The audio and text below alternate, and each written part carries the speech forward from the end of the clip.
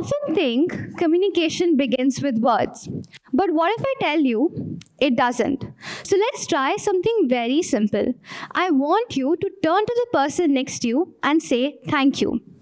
But here's a catch, you're not allowed to speak. No words, no whispers, just gestures. Let's try it.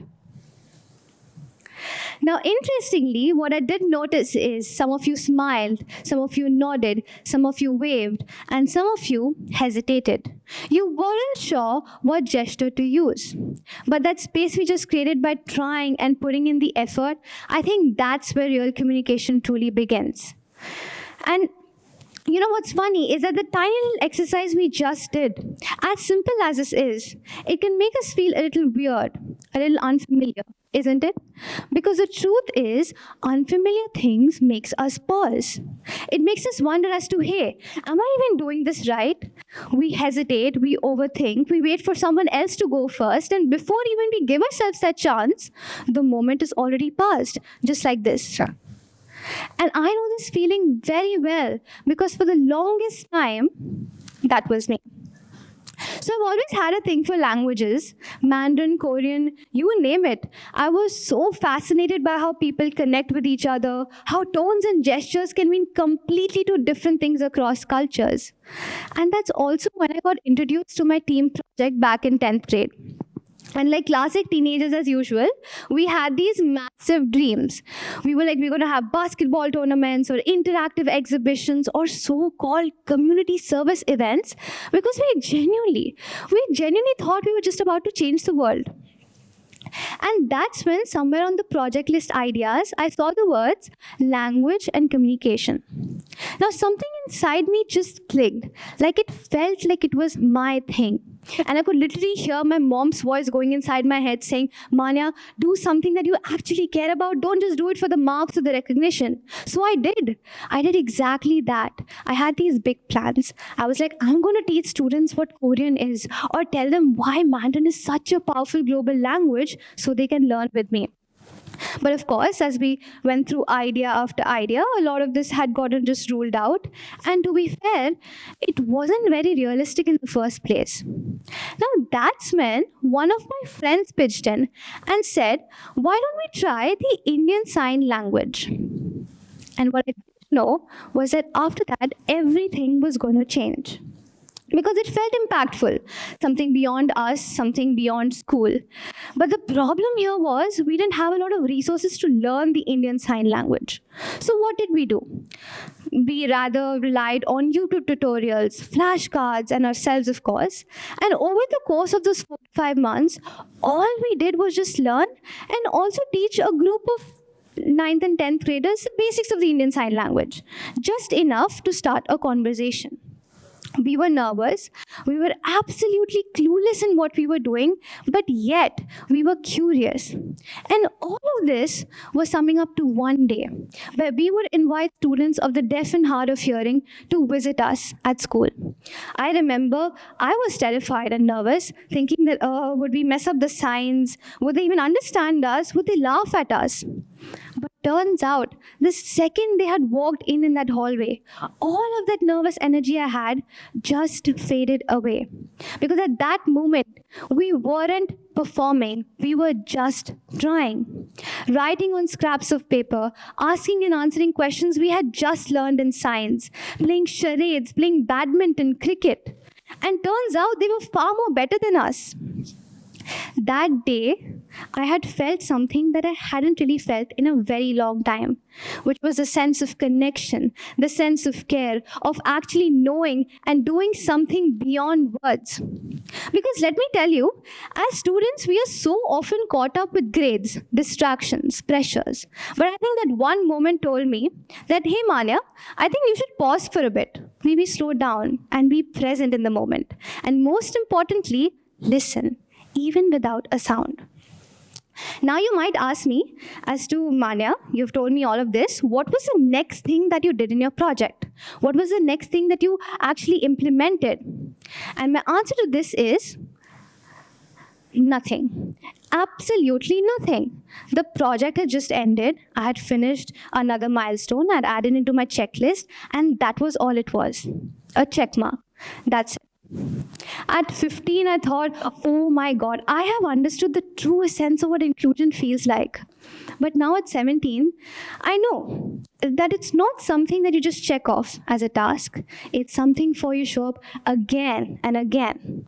It's not about learning someone's language once. It's about still learning to speak it even when no one's watching. Looking back at it, I had failed.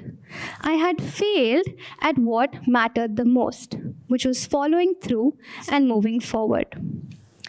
I told myself, hey, I think I have done enough. I don't think I can stretch this far too. Let's just stop it here. But deep down, I knew I hadn't. And it took me 2 years to finally understand this. And it came back in the most unexpected way. So a few months in, I was at my cousin's wedding. And you know, one of those big fat Indian weddings where everything is happening at once? Lehengas on the hangers. Cousins are fighting as to who's going to go first and change. Then you have the opposite room blasting with loud Bollywood music, all getting prepared for Sangeet. And there was I, getting ready in my mom's room, as usual, very, very late. And that's when I heard someone knock at the door. So I opened it. It was a hotel staff member, polite, smiling, neatly dressed, and completely silent. He didn't speak. He signed. And I remember my brain just froze. I went completely blank. My heart was beating so fast because I knew what this was. He was deaf and he was asking me something, but I just couldn't recognize all the signs. Okay. Maybe I did recognize a few like clean, room, now, or later. So I signed him back slowly, saying later. Now, what I did recognize at that moment was his smile. It had just widened.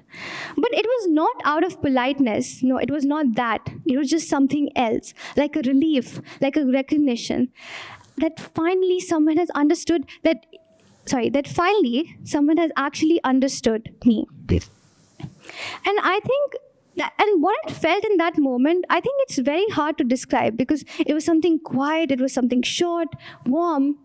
But I think at that moment, I just felt that I appeared for what mattered the most. Oh. And then on, I finally appeared for what mattered the most. And after that, I was thinking as to what can I do next? What do I do with this quiet knowing? I needed to start with something because I remember that when I was walking through that hallway, some of my cousins were passing by. And I had just casually signed him hi, and I just stopped. One of them, curious, my cousins pulled me aside and asked me a question as to, Manya, why did you learn sign language? When? And I remember I just stood there blank. I didn't know what to say, so I just smiled. But later that day, that question started going on in my mind again and again. And I started questioning myself rather as to why did it matter to me so much? Why sign language now? And the truth is, it mattered to me because I had failed before. In those tiny moments, I realized that failure is not final. If you're really willing to go back, try again, think, and even listen better, I think that's how we fail forward. So I started thinking as to what now? What can I do with this quiet knowing? And that's how Project Signverse was born. Not as a plan, definitely not as a project, but as a moment because of our understanding, their smile, their happiness. It didn't start with a pitch deck or a proposal.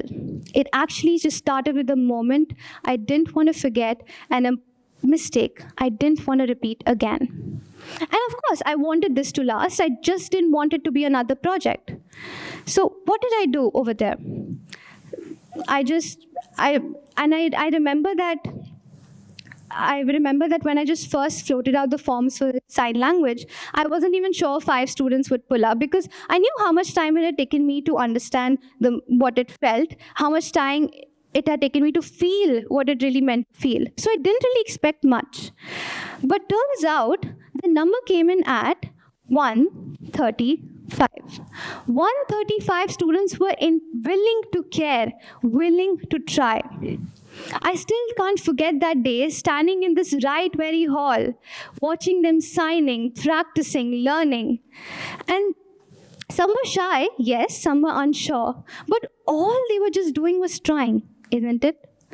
Because the truth is, if you look at it, these students, they didn't know what sign language is, but all they were just doing over here was just trying.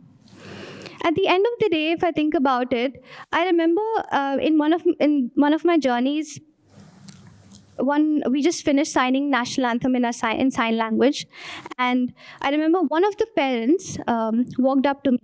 She didn't say much. She just stood there, and she just whispered to me, saying, "Manya, I don't think I've ever seen this before. Well done." And that one moment summarized everything for me, because honestly, sometimes it's not about loud impact. It's not about having campaigns or banners. For me, what real inclusion is being quiet at times. For me, it looks like someone who's signing good morning, or someone who's still trying even when they're unsure about things. I still remember that these were the same students who used to come up to me, run up to me in the hallway and ask me questions such as, "Manya, when is the next session? We want to meet these students again. We want to talk to them and sign." And I think I just felt very proud in that moment. So lastly, to conclude on this is that we all have failures, and plus it just failing, because failure is not final if you're really willing to go back and try again, as I said. And I remember one of the thoughts that my mom said, that you have to still try even when you're unsure about things, and also that sometimes things don't go your way so that they can lead you to somewhere better. And that's how I fail forward. So all I want you to do from now on is start with a gesture, start with a sign, and start with just trying. But also one more thing before I sign off is, I want you all to place your fingers near your chin and move them forward, just like this. That's it. All you just did was just sign thank you. And did you need words to do it? No, right? Because the truth is, that's one simple gesture, that's your beginning. So lastly, just start with trying. Thank you.